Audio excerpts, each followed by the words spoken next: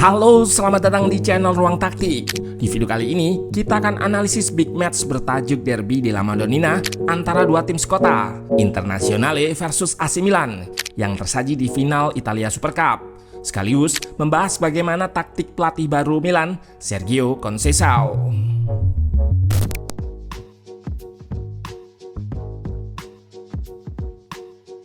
Sergio Conceição yang baru saja ditunjuk menggantikan Paulo Fonseca berhasil mengawali kiprahnya bersama Milan dengan raihan positif. Sang pelatih berhasil membawa Rossoneri meraih trofi Super Cup dengan mengalahkan dua tim besar Italia. Pada semifinal sebelumnya, Milan melewati hadangan Juventus dengan keberhasilannya membalikan keadaan dari tertinggal 1 gol berbalik menjadi unggul 2-1.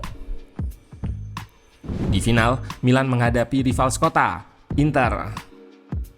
Nerazzurri sempat memimpin 2 gol melalui dua strikernya, Lautaro Martinez di akhir babak pertama dan Mehdi Taremi di awal babak kedua. Namun, Milan berhasil bangkit. Adalah Rafael Leao yang jadi game changer. Masuk di menit 50, winger berkebangsaan Portugal ini memberikan gebrakan di lini depan dan jadi kunci keberhasilan Milan dalam melakukan comeback dari ketinggalan 2 gol menjadi menang 3-2. Selain kemampuan brilian individu dari Leao, dari laga final ini terlihat bagaimana karakter Conceição yang adaptif dalam menerapkan taktik, menyesuaikan dengan karakter lawan. Penasaran bagaimana jalannya laga dari segi taktikal dan bagaimana taktik Sergio Conceição? Let's go, kita bahas sama-sama.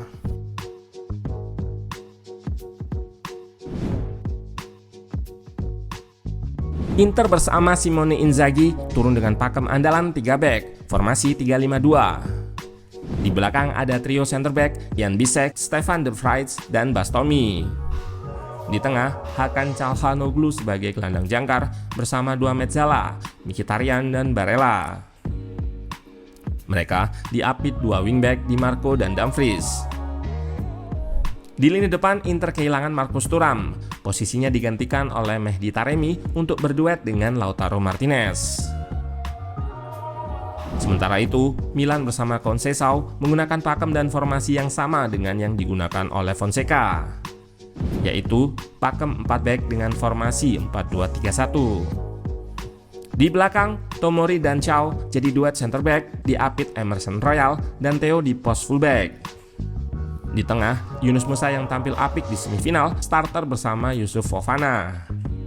Beda dari Conceição dan Fonseca, yaitu menempatkan Reinders di pos nomor 10, sedangkan Fonseca menjadikannya sebagai box-to-box di pos nomor 8. Pada barisan penyerangan, Leo yang baru pulih nggak bisa tampil dari awal. Posisinya digantikan oleh Pulisic di kiri. Di kanan ada nama pemain muda Alex Jimenez. Dan di ujung tombak ditempati oleh Alvaro Morata. Inter di bawah asuhan Simone Inzaghi dikenal dengan pergerakan pemain-pemainnya yang sangat cair ketika fase on possession. Hal ini pun terlihat di laga ini. Struktur natural Inter ketika on possession adalah 3 center back di lini pertama, 3 gelandang di tengah, dan 2 wingback yang naik sebagai penjaga kelebaran di depan. Dengan skema positioning pemain yang roaming ala Simone Inzaghi, dapat terlihat beberapa variasi struktur. Di sini kiper Inter yaitu Yann Sommer ikut terlibat dalam bangun serangan. Dengan adanya Sommer yang naik, memungkinkan 2 center back terluar Inter untuk lebih melebar.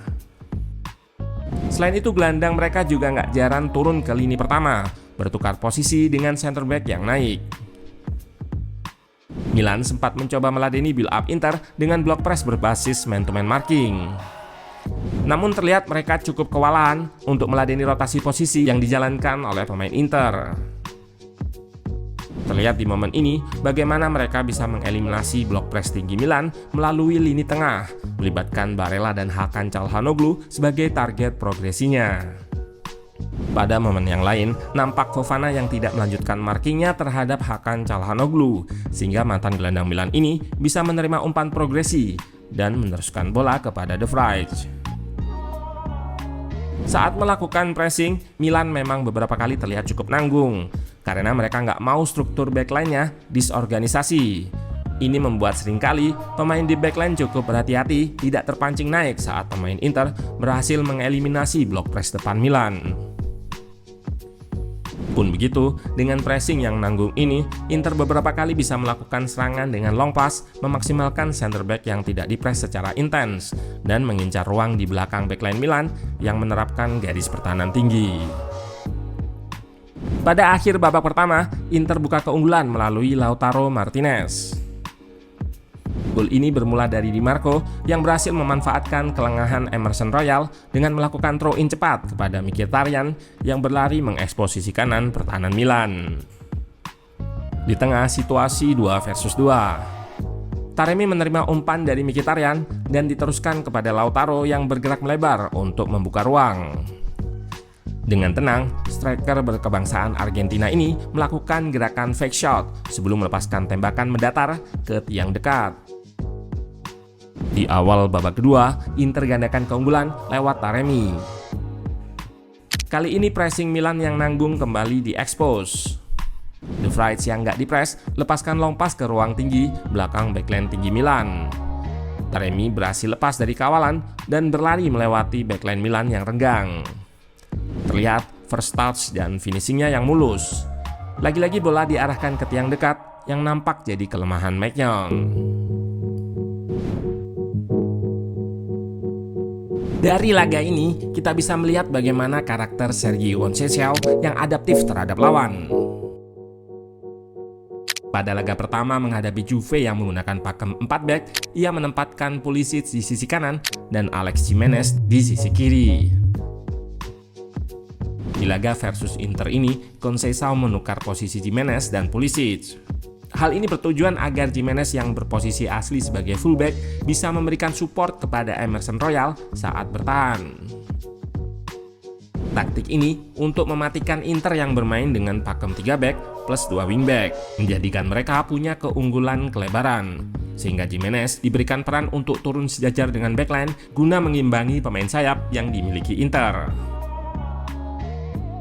Saat on possession, Milan akan kembali ke struktur naturalnya dengan Jimenez sebagai winger.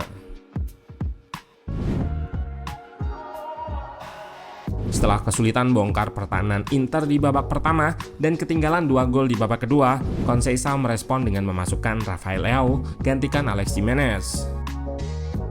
Leao berhasil menjadi game changer dan berperan di 3 gol Milan. Gol pertama mereka berselang 5 menit dari gol kedua Inter. Gol ini bermula dari Morata yang berhasil memutus build up Nerazzurri dengan mencuri bola dari Aslani. Counter attack terjadi dan Leao dilanggar oleh Mkhitaryan. Free kick di depan kotak penalti. Theo yang jadi algojo berhasil cetak gol dengan tembakan melengkung yang nggak bisa dijangkau Sommer. Gol pertama yang dicetak nggak lama dari gol kedua Inter ini membangkitkan momentum Milan. Untuk kejar ketertinggalan, Conceição kembali melakukan pergantian dengan memasukkan Tammy Abraham gantikan Reinders guna menambah striker di depan. Lalu Milan main menggunakan 2 striker di depan dengan struktur 4-2-4. Pada menit 80, mereka menyamakan kedudukan. Bermula dari situasi counter attack yang diinisiasi oleh Maignan dengan memberikan lemparan langsung kepada Leao. Selanjutnya terlihat chemistry dari Leao memberikan trupas kepada Theo yang melakukan underlap mengekspos ruang di belakang backline. Theo lepas dan berikan cutback ke tengah, di mana di area itu Bastoni lengah dan tidak melihat pergerakan Pulisic yang muncul dari titik butanya. Sambil memutar badan, Pulisic lepaskan tembakan mendatar menjebol gawang Yann Sommer. Puncak dari comeback Milan terjadi di masa injury time. Gol ini hasil dari kolektivitas pemain di sisi kanan. Terlihat bagaimana Calabria yang melakukan underlap. Pergerakannya sukses menarik Bastoni sehingga 3 center back Inter renggang dan diekspos oleh Leao yang lepas dari kawalan Aslani. Selain itu, Pulisic bisa dengan leluasa lepaskan trupas ke Leao.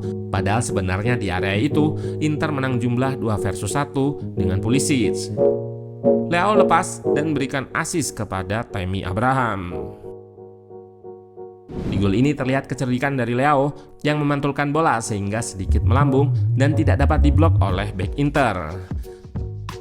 3-2, Milan berbalik unggul dan keluar sebagai juara Super Cup. Awal yang manis bagi Sergio Conceição.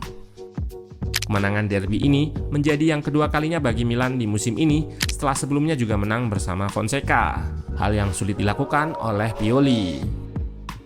Ini menjadi hal positif untuk menghapus catatan minor yang kalah 6 kali beruntun di derby musim lalu. Setelah berhasil meraih trofi Super Cup, misi selanjutnya adalah mengangkat Milan yang saat ini terdampar di posisi 8 klasemen Serie A. Di sini, konsistensi punggawa AC Milan bersama Conceição akan diuji karena sudah tidak berformat turnamen lagi.